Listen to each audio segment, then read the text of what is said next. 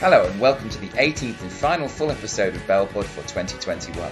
In this feature-length offering, we'll bring you the lowdown on how all 16 Worcestershire League team seasons have panned out, aided and abetted by contributions from the fans of a number of those clubs. We'll finish the show with a review of the Worcestershire League season as well, and also reveal the winner of the inaugural VOSIM/SEM Rezultatov prediction competition. Hello again. Welcome for one final time in 2021 to BellPod. We, as promised, are going to give you a review of the season. But before we give you a review of the season, we are going to allow two other people who've also given us their reviews of the season, as requested from on Twitter, to give us their thoughts on what they liked about the season. And what better place to start than with Clive Tyrer, a.k.a. Fat Bear Sporting Diaries. John, an absolute legend of the Belarusian Premier League scene, would you not agree? Absolutely. I mean, I hope we both meet Clive one day, but I do imagine him as this man with a spare bedroom covered in televisions, with him carefully monitoring everything from the Iranian third division to Maltese women's football. He's an astonishing encyclopedia of football around the world. And yes, I think Clive, his points were very sensible, and I think we agree with quite a few of them, don't we? Is there anything you disagreed with what he said? Well, he did say he thought his game of the season was Dinamo Brest beating Rook Brest 2-0 in the Belarusian Cup. Now, I think I know somebody out there who might not agree with that being their game of the season. I like the fact you mentioned the great atmosphere, John. Ultimately, not something I like to dwell on, but, I have... Yes, you've never mentioned that before, Liam, throughout the year. Have been known to mention it. Player of the season, Denver Darbo. Again, look at the team of the season. Darbo's in there up front. I suppose possibly a close run thing with Solovey at Gommel. Manager of the season, Bjornchik. Team of the season, Gommel. Champagne moment. Sputnik coming back from 3-0 down to beat Vitebsk. I loved his Smell of Dead Fish award. The performance of the referee Krasnikov in the Rook versus Dinamo Minsk match. Yes. Yeah. It stank to us as well, Clive. I couldn't agree more. He obviously mentioned as well, and I think Tom, who's going to give us his thoughts in a minute, which are remarkably similar actually to Clive's. But thank you very much, Tom Bodery, for putting your views down as well, in audio as well. Very nice. He also mentioned that obviously the stopping of the YouTube stream, which is a great shame. Funny, he mentions also that Volna Pinsk carried on streaming their games, which I thought was quite amusing in the Worcestershire. Sad demise of Sputnik. I think, again, we'll mention that later, certainly. Promotion of Smorgon and Kumkachi. Although the crowd at Dinamo Brest was very loud for the first half of the season, they did fall away in the second half, which was a shame. And another thing that we'll certainly touch on later on, I think, was obviously Dragun getting injured at Bate, which I think is certainly something that, we'll talk about. So we'll talk about Bate's, how they fared. Yeah, wasn't it good to see Dragun back in the last game of the season playing against Vitebsk? Again, it was wonderful to see him back in the park, and hopefully that's him back firing and ready to go again in the new season. He's been a big miss. He's a big character in the league, and he's been a big miss this season. Absolutely so. Talking of big misses, dreadful performances of clubs in Europe, dreadful performances of the national team. So yeah, Clive, we agree with pretty much all of that, to be honest. That's pretty much what we get you for. We know that we're going to get sparklingly accurate analysis, and so thank you for that. Tom, as I mentioned, also recorded his thoughts rather than putting them in an email, and so we'll hand over to him now for his thoughts.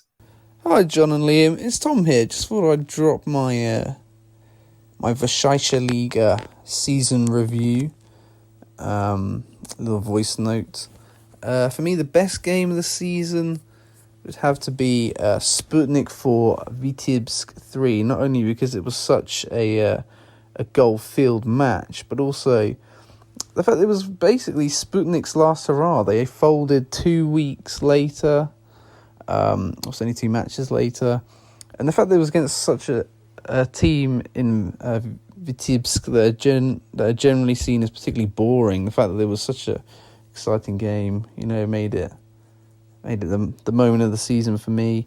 My player of the season was Andrei Solovi. He was superb for FC Gommel, who will feature a lot in my list, I think, because they were the team I enjoyed watching the most. But no, scoring, creating goals, he was superb. The manager of the season is the manager of FC Gomel, Ivan Bionchik. I thought he was superb.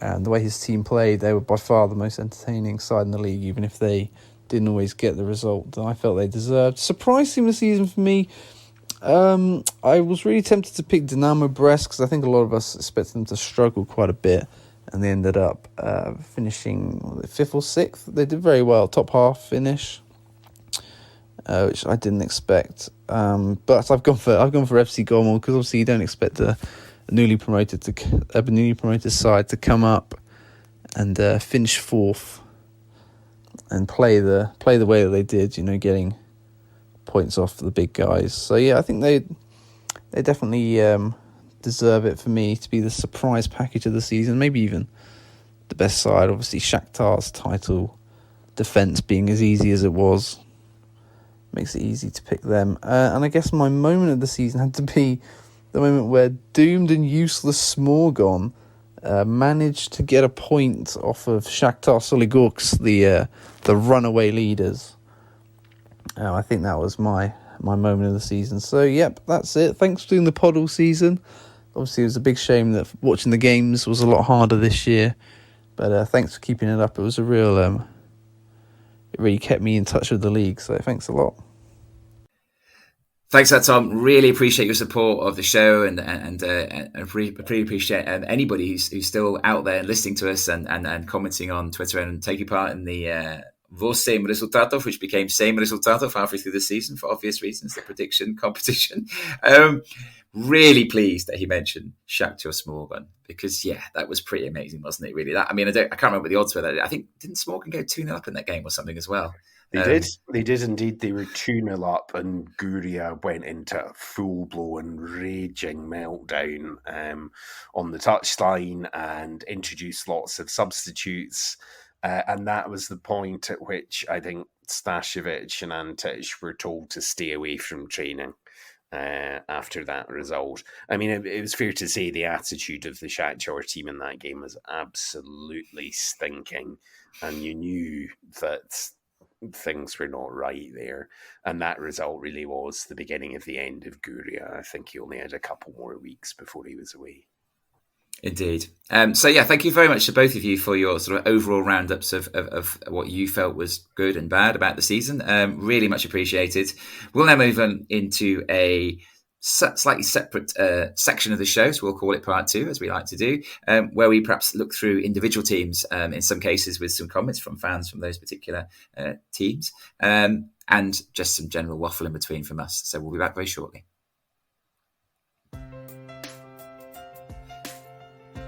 Hello again, it's part 2 already, maybe the earliest part 2 in the entire season. Shakhtar we're not going to spend too much time on, John Howard, because we kind of reviewed their season, didn't we, when they essentially won the title in the last show. But a couple of things have happened since then, haven't they, which are quite significant. That's right, Liam. So today, just before we started recording, Alexei Baga announced his departure, which is a little surprising for me, but obviously he's got another iron in the fire somewhere, because why would you leave a job like that if you'd nothing else to move on to? Julius Syuka has signed for a mid-ranking Israeli Premier League team. Nikola Antic wants away, but the club are stalling on him leaving as they fear they might not get their money back from a transfer from him. And of course, Ladislav Tatur announced on his Telegram channel today that, according to his information, Dembo Darbo is very close to joining one of the bigger teams in South Korea who have qualified for the Asian Continent Champions League. So it'll be interesting to see if that happens, or if that's another Rizaspor type rumour, one that rumbles on and ends up not happening. Indeed. We don't know, obviously, of course, where Belaruskali will be in terms of finances either do, which, as we've said before, is crucial to their success. But yes, interesting looking back through the predictions that everyone did back in March, believe it or not, John. Not that many people tipped Shakhtar to win the league. There were a few votes for Barty, a few votes for Dinamo. The votes were spread, put it that way. It wasn't like nobody thought they could repeat. unsurprisingly, Jack, the Shakhtar fan who runs FC Shakhtar EN, he thought they'd win it. So he was absolutely right. Yeah. I'd have been a bit disappointed if he hadn't backed them. But overall, yes, it was a mixture. And obviously the 10-point margin at the end was quite emphatic, wasn't it? So possibly partly, as you say, because of losing. I mean, we don't like to talk about one player being key, but Barty losing Jaguar early on in the season was a hammer blow, wasn't it? It was. They had COVID issues. The loss to Dinamo Batumi in Europe was a real nadir of Vitaly Leonidovic's reign there, which also sadly has come to an end. I think that's a very short-sighted dismissal. I don't think they're going to get a better coach than that at the moment. And there's been some interesting chatter in various Telegram channels over the weekend and on Twitter pages that Bata just have to accept that their era of dominance is over. You know, it's like Glasgow Rangers in 2015 or Manchester United after Sir Alex left or Liverpool under Souness. They're going through one of those phases and they just have to ride it out and somehow gather money to try and be a force again because the club is significantly financially distressed. So that's why I think it was short-sighted that they got rid of Vitaly Leonidovic. I think it's a terrible decision, and I don't know who they're going to get in that will do any better a job in those circumstances. Yeah, I mean, I'm absolutely amazed, John. I really don't understand it at all. I mean, they won the cup, became second in the league to a team that has far more financial muscle than they have. I totally echo your sentiments. I can't see who is going to do a better job. And presumably we'll see another fire sale in the winter because they're going to be short of money. So, I mean, I was delighted, obviously, to see Umarov named in the team of the season. What an amazing rise he's had. But one would suspect that he will be off if they get any sort of decent offer for him.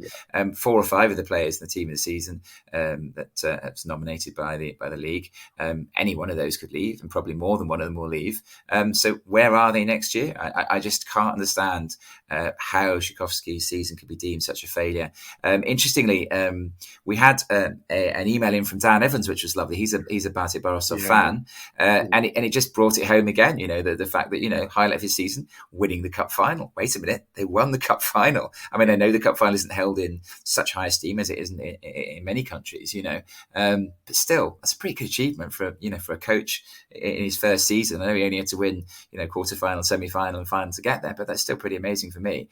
I can't understand it at all. Yeah, it's a very strange one. They've apparently thrown a spanner in the works of Dmitry Molosh going to Torpedo Belas. Apparently that's all signed and just ready for the final formalities. But Bata have turned his head, so that's going to be one of the stories of the close season. Will Molosh, who did a very good job at Liepaja and won the cup with them in Latvia, will he go to Jodino as envisaged, or will his head be turned successfully by Bata Borisov? If I was Dmitry Molosh, I would stick with my deal in Jodino, because it seems that unless you win the league, win the cup, and have a run in Europe, you're going to get sacked in Borisov, and Bata aren't in a position to dominate like that anymore. It's very simple. Yeah, exactly. I mean, Dan, some interesting choices from Dan in terms of his. He didn't focus just on his own team. Well, he did talk about, obviously, for him, some of the highlights for him were, beating Shakhtar on the last minute, and I would say that was they did beat Shakhtar this season, by the way.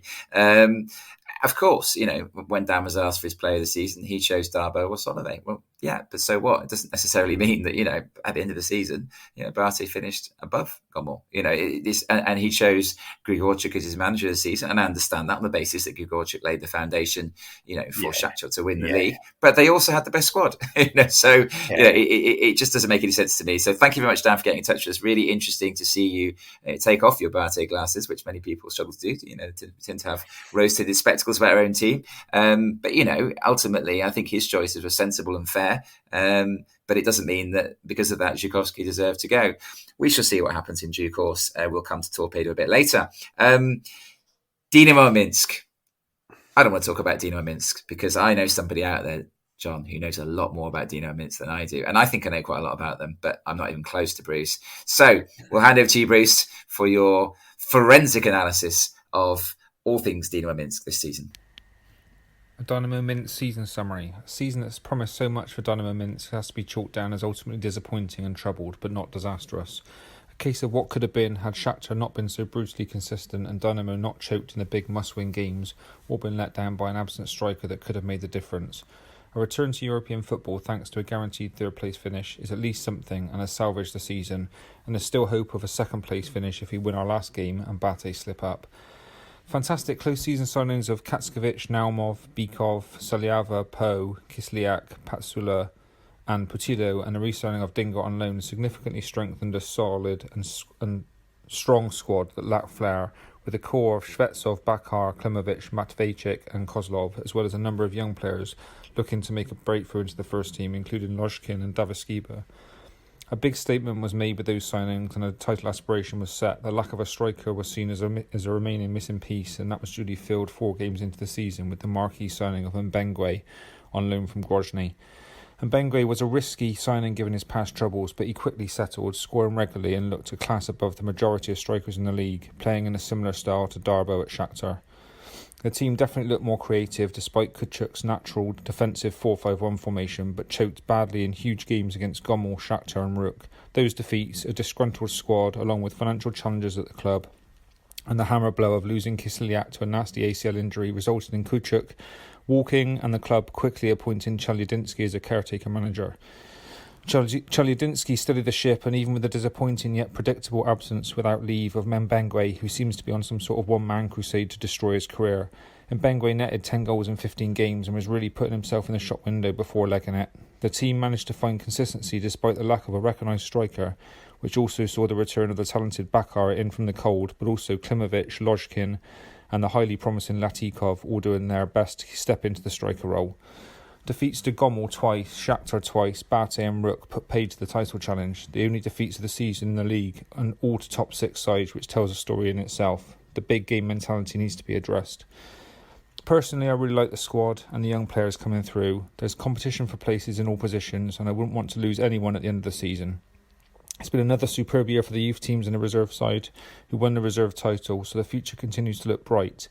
But we have to correct the striker situation. We need a proven striker to lift us into the next level. I like the 4-3-3 and 4-2-3-1 formations that we use, and I think that the return of Kislyak from injury will be like a new sign-in. In my view, Chelyadinsky has done more than enough to be given a shot at the manager position on a permanent basis. I hope that's sorted soon. If Chelyadinsky does stay and a striker is signed early, then I predict that elusive title for next season. I'm genuinely excited by 18-year-old striker Latikov. I think he's the real deal and looks like a natural penalty area goal scorer. His trial at Standard Liège at the start of the season shows there's something there, and I hope he gets his chance next season. He deserves his shot for his 70th haircut alone. It's now been 17 years and counting since the last silverware for the club, and for a club the size of Dynamo Mints, that has to be addressed. Thanks for all that you do. Absolutely love the Twitter feed, the podcast and the Discord server. The only things that beat it are the advert on Belarus 5 with the singing coconuts and the halftime techno at the tractor. Looking forward to next season. All the best, Bruce. Brilliant. Thanks so much for that, Bruce. An absolute pleasure. I can't. The dancing coconuts. Yeah, the dancing coconuts are quite wonderful. Quite wonderful. I love the way that also sometimes you get the same join the Belarusian army advert twice within about 30 seconds of each other, in case you hadn't noticed it the first time round. But yeah, the dancing coconuts are wonderful. Yes, I mean, when you look at it like that, I mean, when you look at this, when he reels off all the players they signed at the start of the season, you can see why both you and I thought that Dynamo Minsk might have it, but it all fell apart for them, didn't it? In just that one period he talked about, roundabout, I think was it early June, or the period when they lost to all the main title contenders, one after the other. I think it was a bit earlier than that, even. I think it was in, I don't know, late April, early May, when they got turned over at home by Gomel, and you knew then that that was going to be a real problem for Leonid Kuchuk. And I have to say, Kuchuk gets a lot of stick.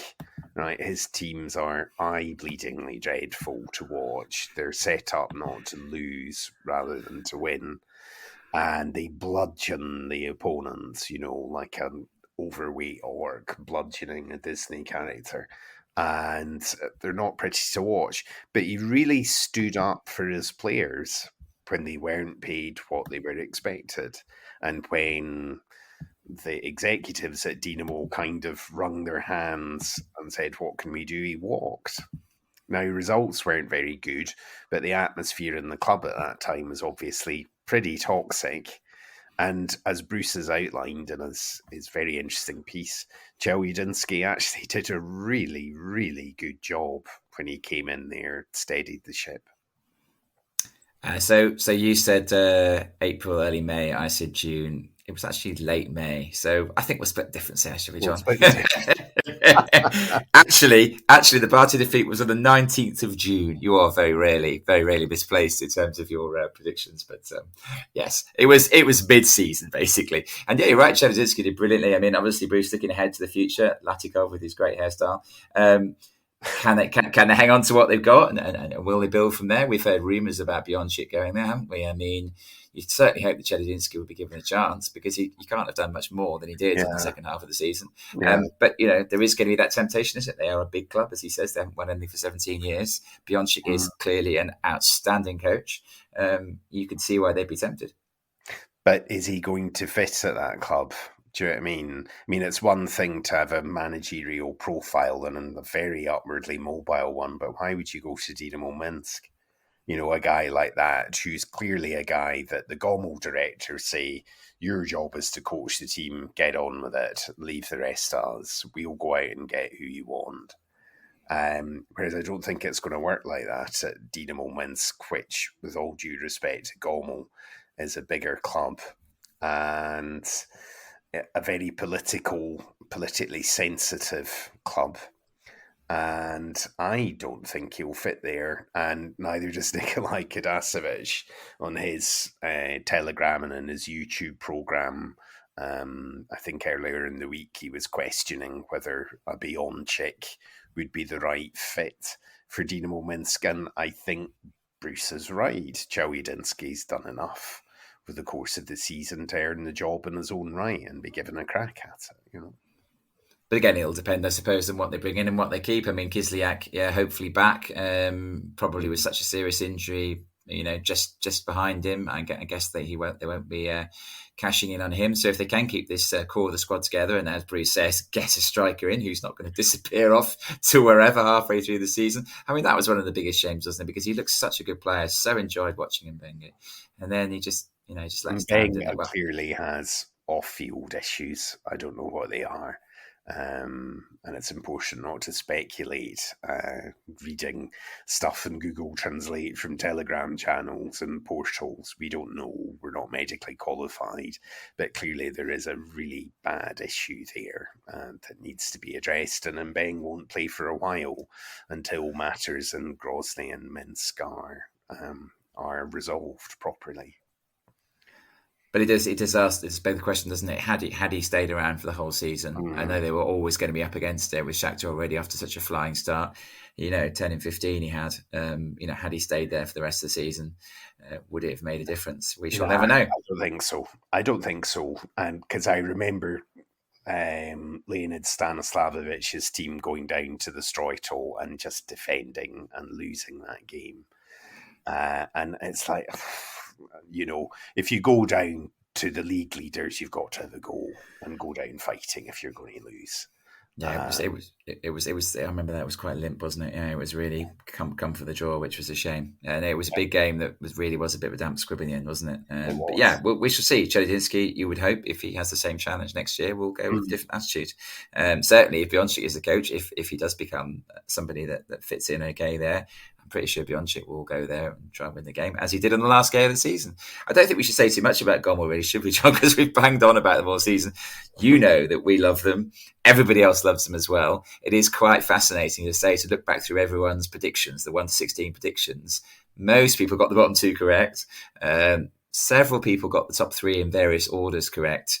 nobody had Gommel anywhere near as high as that. Even I remember discussing them with you, and we both felt like they'd be okay. They had some money, they'd be all right. I think you had them down as 11th, or I had them down as 11th. You had them down as 9th or something. I mean, quite remarkable, really, what they've achieved. So we don't need to bang on about them, but perhaps you'd like to say just one last thing about them.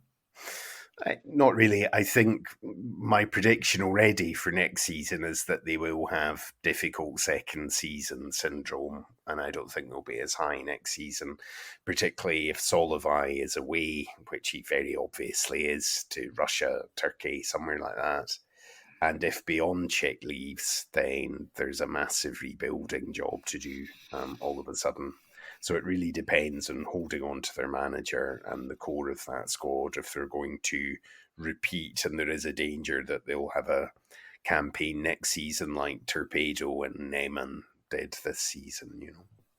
Absolutely, yes. I think that was another thing. We're not saying too much about Torpedo because they were coming to them later. It was really noticeable that nearly everybody expected Torpedo to finish further up the league, and I'm sure that was based on what they saw in our first season of watching the BPL. It looked like a team that was going to push on, didn't it?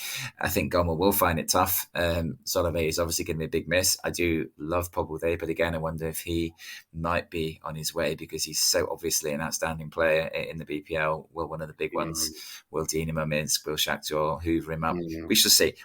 I hope not, because they've been an absolute joy to watch. If it is a difficult second season for them, as is possibly going to be the case, how much we've enjoyed them this season, and it's been an absolute joy to see them play with such carefree abandon, really, isn't it? I mean, the defence is not by no means the best part of their team, but they just go out there to try and batter teams, and I love teams that do that. And an arrogant coach, but an outstanding coach. His arrogance is well-founded.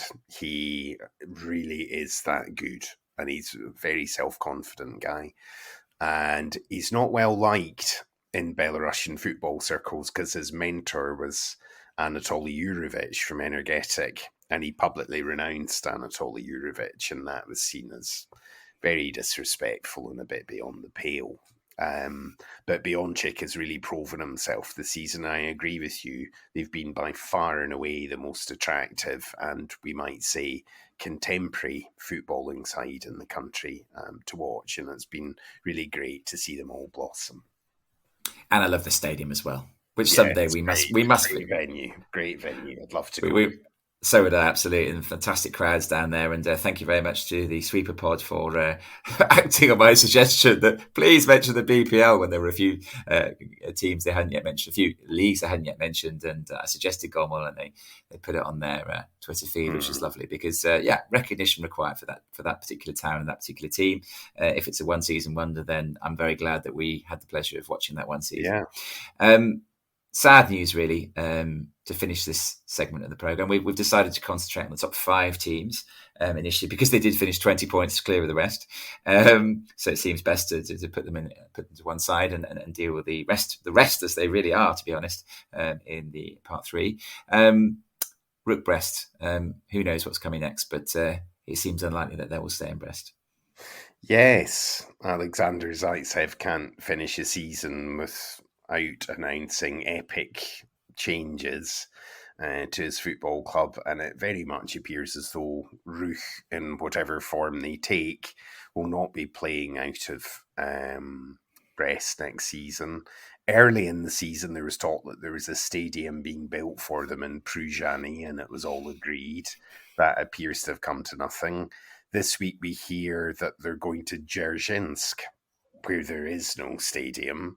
So I don't know how that's going to work and what the implications are for Pershaya Liga champions Arsenal. Zaitsev was at Arsenal's penultimate or last game of the season, I can't remember, but he was seen there. And there's also discussion that they'll be in Baranovici. So it's just that, throw a dart at a map of Belarus and that's where Rook will be playing next season. It's really odd. And I do know that a lot of the players who were at the club this season are being cashiered. Their contracts are not being renewed. So much for Zaitsev's grand plans to create the Ajax of Belarus and a youth academy full of sellable assets. I mean, it's been farcical, really. It has, and it's a shame because there have been times that I've really enjoyed watching Rook, to be honest. They weren't great to watch early on under Olszewski, were they? But second half of the season, they did turn in some great performances, as they should do, I suppose, with a squad of that calibre. Really sad as well, obviously, one of the good friends of the show, Rob Rowley, who has tweeted as Rook Brest UK, for him, it seems that that's probably the final straw for him in terms of him following Rook, because clearly, he chose Rook believing that they were. I mean, he chose them not knowing the backstory, of course, as we all did. We all chose teams, I think, didn't we, without knowing the full picture back in April of 2020. Rob, if you're out there listening to us, then we'd love to keep you on board, even if it's just from a neutral perspective, casting your always hilarious eye over the BPL. It's been an absolute pleasure to have you as part of the community, and please don't despair. Your thoughts will always be welcome here. We've done the top 5. We'll move on to the rest very shortly. So we start the rest with another rest. Look at that. What a poet I am, John. Honestly.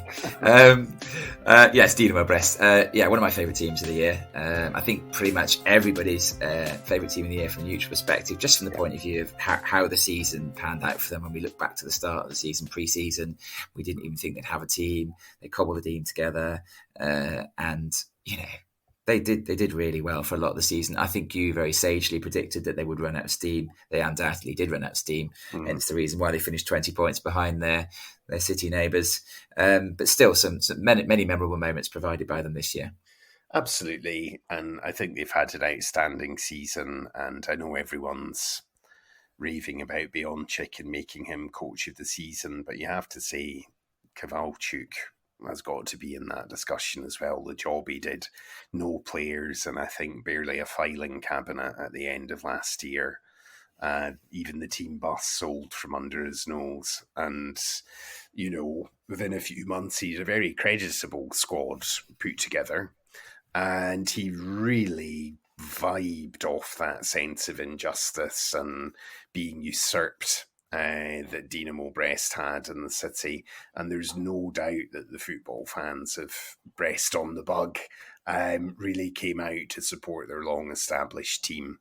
There was a terrific camaraderie there between the players and the supporters. Yes, it tailed off a bit. But I think if you'd said to Kowalczyk and that squad at the beginning of the season, you'll finish in 6th position, they'd have bitten your hand off, because I remember you and I speculating that they might have a Sputnik type season just to keep the club alive and then rebuild after relegation if they survived at all. It looked that bad a year ago for them. So they've had a wonderful campaign given where they started from, and in Belenki they have a really saleable asset as well, you'd say. I suppose it's been slightly soured by Stepanov departing almost as soon as the final whistle's gone, and we know that he's away to Shakhtar Soligorsk next season. That's an interesting one, isn't it? Because I think you've talked up Chernik quite a lot, thinking that it would be only a matter of time, really, before he took over from Gutor as Shakhtar's number one. I have to say, John, I mean, for me, that's a brilliant signing. You know how much I like Stepanov, the keeper of the season, according to the ABFF as well. I mean, very, very sound business by Shakhtar. I'm sure they didn't pay much for him. And you can't blame him, because he's presumably been playing for buttons, hasn't he, this season at Dynamo Brest. He's been brilliant again. I just hope, as I mentioned on Twitter the other day, that he doesn't end up in a situation whereby, as at Rook, when he was essentially the number 2 to Pavlyuchenko, he goes there, obviously for a decent pay packet, but he ends up sitting on the bench watching Chernik, Well, no, he won't be watching Chernik. Chernik's away. Chernik's gone already. But they're signing also Maxim Plotnikov, the forgotten man from Dynamo Minsk, who Leonid Stanislavovich clearly hated and wanted to sell. And Chelyadinsky didn't rehabilitate him. But Plotnikov, who's got international caps and is a very good keeper, is going to Shakhtar Soligorsk as number 1. Apparently. So where that leaves Gutor, I'm not sure. I was just about to say, where does that leave Gutor? He didn't have a great season, did he? I mean, well, I'm not surprised. Gutor was, without wishing to prolong the discussion about Shakhtar, Gutor was really, really poor this season, you'd have to say. And I think that, it'll be Plotnikov, or if Plotnikov unaccountably has a bad season, then it'll be Stepanov, in the game there. So they've got an excellent basis to build from next season. Indeed, but as you say, that he was standout player. I think. Let's not forget also Shakhtar have that. I'm trying to remember his name, but I've forgotten. The wonderful guy with the beard who played for Sputnik and kept out many goals in a lost cause in the first half of the season. He went to Shakhtar as well and has only ever played in the doubles. So they've even got 4 goalkeepers who would probably be a first choice in most other Premier League teams. So it's a crazy goalkeeping situation there. This is one of those stockpiling situations, which again makes me wonder whether our reports of Shakhtar's demise have been greatly overstated, perhaps, or whatever that quote was. Definitely. Forgot. They certainly got some money still around to sign to have 4 keepers on the books. So we'll see what happens to Dinamo Brest. I very much hope. I mean, Kowalczyk, as you say, I think he's done a brilliant job. Whether he'll hang around for next season, or will they find some more money? Who knows? It might be a long while before they get anywhere near the heights that they scaled a couple of seasons ago. But, they've still been great to watch on many occasions. The crowd's been brilliant. And let's hope that after a season, they come back. It's not just a kind of a short-term rebels with a cause. Let's hope that the fan base remains with them and that they, are able to challenge at the top end of the table again. Vitebsk next, John. Oh, God. Widely derided in much the way that 80s English football fans derided Arsenal for being boring. But Vitebsk were capable of very entertaining football on rare occasions. I mean, let's not forget that they gave Bata a bit of a game in the cup at the very beginning of the season. They were never totally out of that game until the second half of the second leg. They also demolished Dinamo Brest and Vitebsk. It was one of the best performances I saw in the season, but they were also capable of absolutely horrendous performances. The game, Clive and others have mentioned it already, the game where they lost to a very visibly dying Sputnik Rechica. They were absolutely eviscerated at home by East Lodge.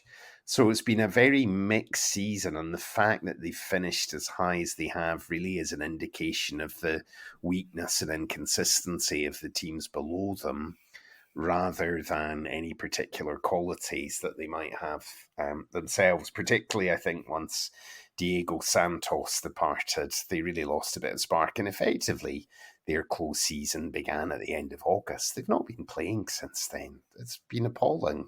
If you were Vitebsk minded, you'd have been really dismayed by the last 5 or 6 showings, because they clearly just gave up. Yeah, it was appalling, wasn't it? It really was really strange. I remember watching the Isloch game and trying to work out whether Isloch were absolutely sensational or whether Vitebsk were just absolutely dreadful. I think it was somewhere between the two, but they were very, very poor that day. And yet, they finished in 7th place eventually, and that's pretty much where almost everybody who filled in our prediction form at the start of the season had them sort of mid-table. Yeah. You're right. I think they won 34 points, in mid-August, so they finished on 37, if I remember rightly. So that may well have been the Sputnik Joker as well. I think the 3 points they picked up. But you have to say, Evgeny Chernyukin has done a good job there. It's basically a very thin squad, very young players. 1 or 2 experienced guys with a bit more about them. 1 goalkeeper out of a goalkeeping staff of 2. So he's not had a lot to play with. He doesn't have much money. They are a selling club. And pretty clearly he's been told, you will develop young players and we're going to sell them on, like so many so-called middle peasants in the top flight. And he has, they survive very comfortably. They were never in danger of relegation. And apparently the local executive is quite happy for them to finish mid-table. There was a famous story of the former striker Ion Nicolaescu, who was told by a local politician, there's no money for medals or European campaigns, so we're fine with you finishing in 6th, 7th. That's fine for us.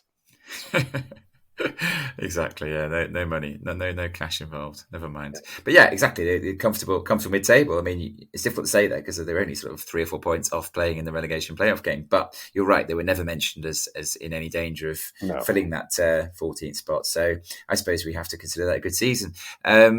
Next up, Torpedo, we have some comments. I mean, fair play to both Tom Price and also to Adrian, who have continued to watch them for a fairly dismal season. Tom struggled to find too many highlights. I think both mentioned. Well, I won't say too much about Adrian because I'm going to add his audio in a minute. Tom sent us an email. His highlight of the season was the 7-1 win over Smorgon.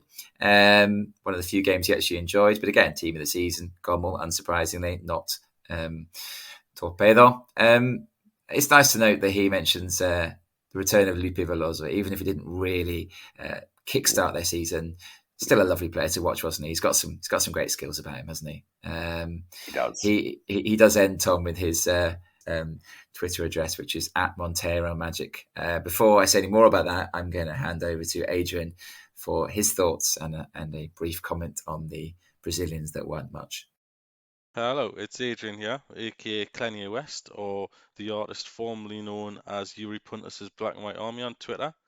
I'm here to talk about Torpedo Zadino's season. You might have unfortunately heard me earlier on the Aaron Bell pod talking up our chances, saying we're going to win the league. Yeah, that never happened. It was a very, very disappointing season overall. We never found any form, and I'll challenge anyone to name a player that performed as well as they did this year as they did last year.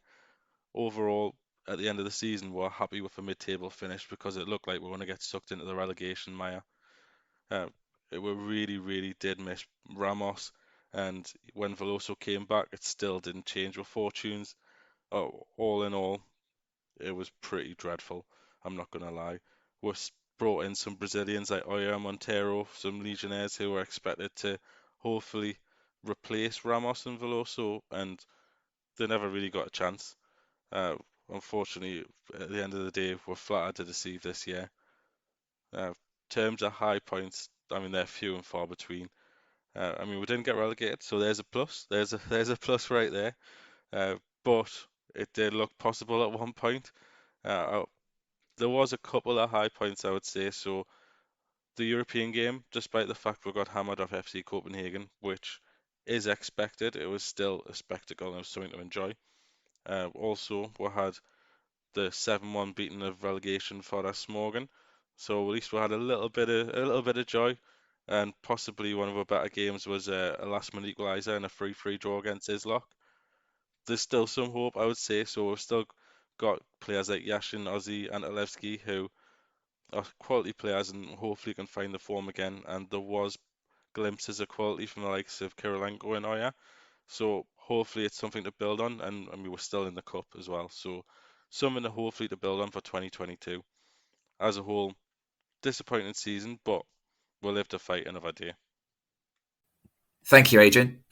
Also, thanks very much for your increasingly improved performance in terms of submitting your predictions. You got down to the last hour on most occasions, and then towards the end of the season, there was a bit of a revival. So, thank you for that. No need to send you that chasing Friday afternoon Twitter message. You got it sorted. So, thanks for that. But yeah, obviously they're both going to mention 7-1 against Smorgon. Interestingly, he said, Smorgon were sort of relegation certainties. Of course, they did go down, but actually beating Smorgon 7-1 when you look back was quite an achievement, wasn't it? Really. Yeah, and that was the better Smorgon. That's when they brought in quite a few players on loan, and they were a much more credible side in the second half, as we'll go on to say. But yeah, that was an excellent performance, and I think, if I remember rightly, that's when Smorgon had just relieved Gerashchenko of his duties and weirdly brought in a Russian data geek for 2 games, and he got absolutely pummeled in both and summarily dismissed. So, yeah, that was a really top performance by Torpedo, but so often this season they were, as the guys have alluded to, they've just been so disappointing compared to where they were last season, and it's really hard, I think, to put your finger on where exactly it went wrong. Yeah, I mean Ramos. Yeah, I mean of course we're going to mention Ramos as a key departure, and I did wonder why they didn't get him back because he clearly wasn't playing, was he? Perhaps he just didn't fancy going back to Jardino. But ultimately he went over to Latvia and hardly played, didn't he? And Veloso was in the same boat and came back, but Ramos stayed where he was. Not sure where he is now. But yeah. I didn't feel they were a one-man team last season. I felt they were a really good collective unit, and yet with pretty much the same team this season, they really did flatter to deceive, didn't they? So yeah potentially obviously talk of a new coach. I guess as always, it will depend on what sort of finances are available. It depends how many big trucks they sell over the next winter months and how hard they're hit by the sanctions. But yeah, we would have to hope that they'll rebuild over the. Well, a lot of the rumours are that a lot of those guys are away, that the money just isn't there now. And that's why for a long time there was this rumour that Jurovic and Believsky were going there, and that's clearly not going to happen now. People have rolled back from that in the last week or so when this Dimitri Molosh story started.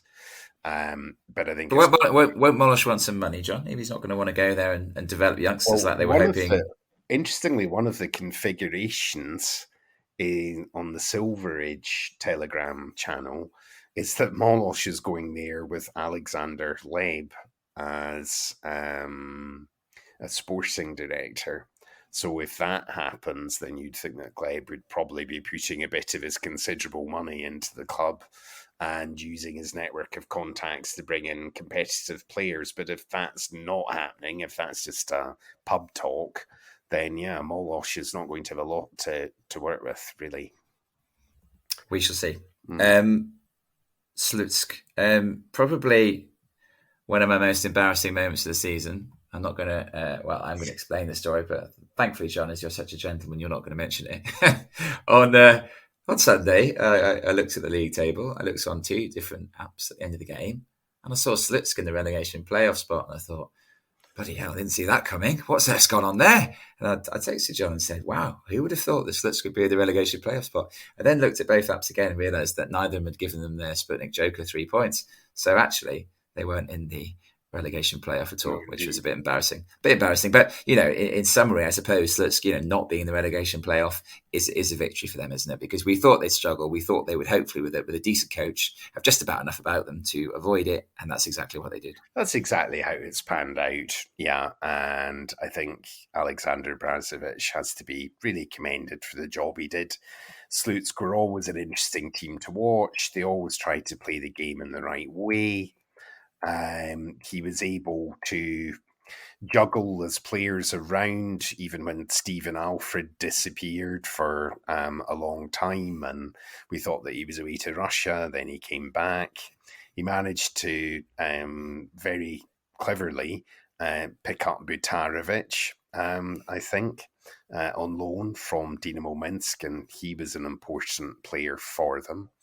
So, yeah, I mean, not a huge amount to say about their season, but again, you never really felt that they were in any serious danger of going down. They might have come close to 14th place, but I never felt that Slutsk were going down this season, even in the early games of the season. I think they were battered by Bata in the first game of the season, but they gave Bata a lot to think about in that game, more so than Torpedo were given by Dynamo Minsk. So yeah, I think Brazovic has done well there. Next up is Luch, and I think without further ado, I'll hand over to Ed Zalaski for his review of Isluch's season. This is Ed Zalaski talking about the highs and lows of the SC Isluch Minskreon season. Undoubtedly, the high has to be making it into the cup final, and even though we lost to Bate, it was an incredible run. I remember watching the semifinal from the hospital right after my daughter was born. It was, a couple of days after she was born. So that was really exciting and just, memorable for the haze of, that period. Cup final was a great experience. Demo's equalizer, was, it was just an incredibly taken free kick, and I love seeing that. Even though we lost, it was an incredible accomplishment for the team to make the first ever Cup final. The low probably has to be the way the season ended, with those 4 consecutive losses after it looked like, things were starting to turn around. But ultimately we ended up, completely safe from relegation going into the end of the season. It looked like we could have finished higher, but with such a young squad, it looks like this could be really a chance to build and push on to higher things next season. Many thanks for that, Ed. I have to say, with your permission, at some point in the next few days, I will definitely share that picture of you in the recovery room with your pretty much newborn daughter, just over in the incubator, just beyond a screen of you watching the semi-final of the Belgian Cup. My favourite image of the entire season. What dedication that was to the cause, Ed. Really, really impressive. I suppose it's true that the last 4 games of the season very disappointing. As we said, the Vitebsk game, when I watched that, I thought this is a team that wants to finish top 6. I felt they could, and unfortunately they lost the last 4 games. And again, never likely to get in that relegation playoff slot, but really a bit of a damp squib at the end. But overall, still a successful season for Artem Redkov's young team. Absolutely, and you have to remember the change that Isloch underwent. They could no longer shell out big money for the Momo Jansans of this world to bring them in and pay them a bit and look after them. That was gone. They're investing in the club's infrastructure, their new park, and in their youth teams. And clearly they're growing the club from the bottom up. And with Artyom Alexandrovich in charge, he's a workaholic. He's already away on some UEFA badge training course diploma today. So he's not letting the grass grow. So he's away to keep learning and develop himself over the winter. And I'm sure Isloch will be similarly interesting to watch again next year. The one question for me is what happens with Komarovsky and how do they replace him if his knees, etc., are finally given up the ghost and he's not able to play very much. Yeah, he looks like he's very possibly going to retire, doesn't he? He's played very little in the second half of the season. I have to say, Isloch, apart from their outstanding fan engagement, which is an absolute joy to be part of this season, so massive thumbs up from all at the club for making them that team, the team that everybody could talk to whenever they wanted to, pretty much. There's no sense of shutting up shop and keeping things to themselves. And why would you want to know about this? Just absolutely fantastic. So thank you to the boys at Isloch for being the standout team in the league for that. And also for me, one of the standout players this season I've so much enjoyed watching was Stanislakovic. I remember you saying at the start of the season here was a boy that we thought could really go somewhere, and my word, I don't think he'll be at Isloch next season, and I hope the club cashes in big time, and I hope they make a lot of money out of him, because this boy is very good. I don't know. I think he might. His brother's there with him, and I think he's still very young. I think it would benefit him to be there another season, actually, with the manager and the coaching staff, just to push on a wee bit further. And then maybe in the middle point of next season to move on to Russia or to Spain or to wherever it is that he wants to go. I think he's a bit more developing to do at Isloch. And, like you say, he's an important player. Also, really, really enjoyed watching Dibango. Sosa was a great find for them. So they have a number of really exciting young players there, and hopefully at least a couple of them will still be in the squad for next season. And I'd echo what you would say about the club off the park, and to thank Alex Galenchuk and his colleagues for being so nice to us English speakers, pestering them for shirts and interviews and match programs, and being so kind and accommodating. And I think it's fair to say that everyone in the English-speaking world is a soft spot for Isloch, even if they don't identify themselves as an Isloch fan. Absolutely. I can certainly heartily concur with that. Neman Grodno. Ivan. Oh, man, Ivan. I was so pleased that you were able to send me this review, which you did just after they made absolutely sure of their Vyshishaya Liga status. Hi, this is Ivan, a Neman Grodno fan from Russia. Thanks for keeping me involved, guys. And I'd like to say a few words about the season. Well, for us it was a really bad season. The team that fought for a European spot last year turned into a real outsider, and we could even go to playoffs in the last round, so nothing positive here. Game-wise, it was also rather poor. Several times we just were unlucky, and I wrote a lot about it on Twitter. But you cannot blame bad luck during the whole season, so I guess we'd better blame a lack of fresh ideas from the coach. Of course, the pandemic and health issues in general are also to blame. For instance, in the last round, a whole number of players were out of the game because of the increased temperature. But I'd rather talk about the players who were unable to substitute our stars from the season 2020, Marušić, Kademian or Jean-Morel Pau. I can't but mention the failed transfers, and Soroka seems to be the best example here. The club has already announced a statement with the information on players' contracts, but we already know that, for example, Kantari is going to leave the club. Generally, the transfer window in Belarus for clubs like ours, we don't talk here about Soligorsk, as a matter of fact, it's like playing a lottery. You can never guess results, and we can only hope for the better. And I don't really know, maybe a new coach would bring better results. Anyway, we'll see. All the best. Cheers, guys. Thanks, Ivan. An absolute pleasure as always to hear from you. And, what an interesting season. I mean, they looked like they were in so much trouble, didn't they? And then they had a sort of a mid-season revival, and then towards the end they fell away again. Yeah, Kavalovic had a really disappointing season, offered his resignation, and it was very interesting that Ivan mentioned in his roundup that he thinks maybe a new coach would benefit the team, because I remember Ivan being a very strong supporter of Kavalovic when he first resigned, and I remember him on Twitter actually being quite upset that he seemed to be away and was calling for a reconsideration. And the fact that he's now saying maybe it's time for a change of coach means that I suspect the hardcore in the Neman stadium are also thinking the same way. Simply he hasn't had any luck with the signings this season. Chukurov was mediocre.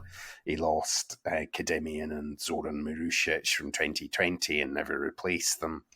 So, yeah, really disappointing season for the Grodno side. And a shame, because they're a great favourite of many people too.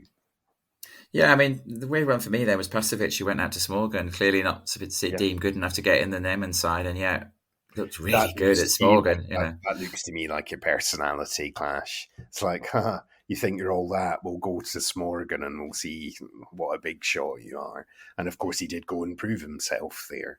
But that strikes me as a bit of a personality clash or some weird backroom deal at regional executive committee level, We shall see what happens with him, but certainly if he went back to Neman, and maybe that will require a change of coach, then he could be a big player for them next year. Who knows? Yeah, absolutely. Two who just missed out on the relegation playoff slot. They left it late to survive. I suppose FC Minsk, to be fair, they never actually occupied it from what I can remember. I don't remember them ever being 14th. We always thought they'd struggle, especially with their airport league manager at the start of the season. They did enough with Skripchenko eventually, didn't they? But again, difficult to know where they go from here. Well, Skripchenko's going to do what he was going to do a year ago until weirdo investors got him sacked and then replaced with Fedor Shcherbachenko, who, in fairness to the guy, we were all laughing at him at the beginning of the season. But he did an all right job and then obviously got ill and results began to drop off a cliff and he left. So fair play to the guy. He did do a reasonable job in the time that he was there. Skripchenko needs to cut the place to shreds and start again. There's not too many players there that you'd want. Bogomolsky, maybe. The goalkeeper. But really, they were poor for large parts of the season and boring to watch. And we're still at the question, what is the point of this football club? They're meant to be an outlet for one of the best youth infrastructures in Belarus. but they've never functioned as that. So I suppose Skripchenko has to think, what is the pathway to get a sort of smattering of experienced players together and allow the young boys to come through from the age group teams and develop in first team football. And they've never quite worked out how to do that. Great shirts, though, with the tractor and the home shirt and the map of Minsk, and the away one, FC Minsk, hands down, win the best shirt of the season award. Absolutely so. And talking of teams that it's difficult to see the point of, and this obviously saddens me greatly as energetic with the team I first fell in love with when I started watching the BPL. You do wonder what the future holds for them, don't you? Another season where they just basically completely changed their team in the middle of the season, fell away dramatically, just saved themselves on the last day of the season. And where do they go from here? You know, no crowds and very little money to spend and no real sort of plan. And if Jurovic leaves along with Belyavsky, I don't know. I mean, I do worry about them. Yeah, they've no money. The rumour is that Bell Energo are withdrawing as their main sponsor. They've unleashed, as you saw today on Twitter, an extremely bizarre new badge, which looks like fragments that you'd find in Pompeii, some smashed ball. I don't know who on earth came up with that. The good news for them is that these rumours that Jurovic and Belyavsky are away to Torpedo have really cooled, and clearly that's not happening, which does make me then wonder, well, they wouldn't hang around if the club was folding, and they knew that. So there is some hope in that sense. But how can you run a club playing 100 kilometres from your home city with literally a few passers-by watching? I don't see how that's possible. So I don't really see the point of Energetic at the moment. And now that teams like Izlov, Minsk, even Ruch, as they originally planned at the beginning of the season, are setting themselves up as youth academies to develop talent for sale, it's hard to see how the Jurovic-Belyavsky model can sustain itself in a much more competitive footballing marketplace, really. We won't say too much about Slavia because the season isn't over yet. To be fair, they did pick up towards the end, and they did give a pretty good account of themselves against Dinamo Minsk. But I suppose they are perhaps the grandest underachievers. I don't mean overachievers. Yeah, I mean underachievers. Serious underachievers. We wait to see how their season pans out. I suspect that Martinovic will be on his way regardless, won't he? We'd expect him to keep themselves up. Well, who knows? They've been so loyal to him, it wouldn't surprise me if they gave him a new 5-year deal and a wad of cash to, organise another disorganised shambles that only gets itself together and starts training in the last 10 games. I mean, they've looked unfit. They had no identity. They had no will to win. He chopped and changed his team every week. I have no idea how that guy is still in a job. But they only lost, I think, twice in their last 10 games. So you're quite right. They did pick up. And they're going to be far too strong, barring some extraordinary turn of events for Krumkachi in the playoff matches tomorrow and Sunday, which the ABFF will be very, very happy about. Yeah, I mean, they seem to be, from what I've seen in Krumkachi, they're still well ahead of them, aren't they, Slavia? Bottom two, predicted by pretty much everybody. I mean, Sputnik, you can never be happy about a situation that develops like that, can you? You can never be happy that a team folds in the middle of the season. The writing was on the wall from very early on. They did provide some great moments, and not least, of course, the oft-mentioned 4-3 victory against Vitebsk. Smorgon was a weird one, wasn't it? Because we all hated them when they joined the league, really, let's be honest, because of what they'd done to Krumkachi, because they'd taken their rightful place, and they'd actually been very opportunistic. But once you got a bit more into the team and saw a bit more about them and their vodka drinking farmers, it was hard not to warm to them a bit, wasn't it, really? I've no shame in having thoroughly warmed to Smorgon. That's a wonderful ground. Very noisy fans. Some really good players brought in on loan who were good to see. Not just Pashevic, but Kirill Leonovic from Torpedo. Nuruddin from Bata, who maybe didn't quite make the impact we expected. And one who was there from the beginning, Yumusa Kamara, who was a wonderful player and really great to watch him. So, yeah, if only they'd made that investment at the beginning of the season, they might have had a chance of surviving. But starting the team with a Gubbin second tier outfit plus Leonid Koval, they were never going to survive. No, exactly. And I totally echo your sentiments on Musa Kamara. I thought it was fantastic. And I really do hope that that's one of the players that, obviously, as I don't suspect he'll want to play in the Bishire next season, I hope he does get a deal to stay in the Bishire, because I'd love to see him stay in the league. And I think he could be a real asset to a team. And I hope other people look at him thinking, well, he's here already, unless he desperately wants to leave. Let's have him, because I think he would be a great signing. Yeah. I mean, a natural move for him is to name him in the same regional executive, along with Pasovic. I would certainly be looking very closely at him if I was a decision maker at Neyman Grodno. So there we are, all 16 teams covered, some in more depth than others. But we couldn't leave you without one final segment, and that will come after this short break.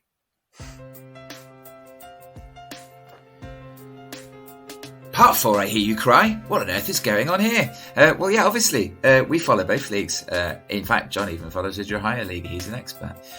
He's right up there with Clive on that. But yes, delighted to hear from Bo, one of our most standout members of the community in terms of his involvement.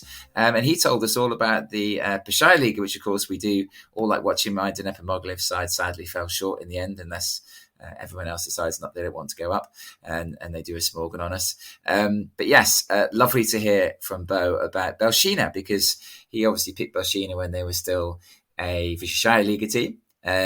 Really enjoyed Krumkachi as well because of what they were doing on and off the pitch. Thought that was fine. I'll support both of them. Unfortunately, then Belshina got relegated, and he was faced with that nightmare situation whereby he had two teams playing in the same division.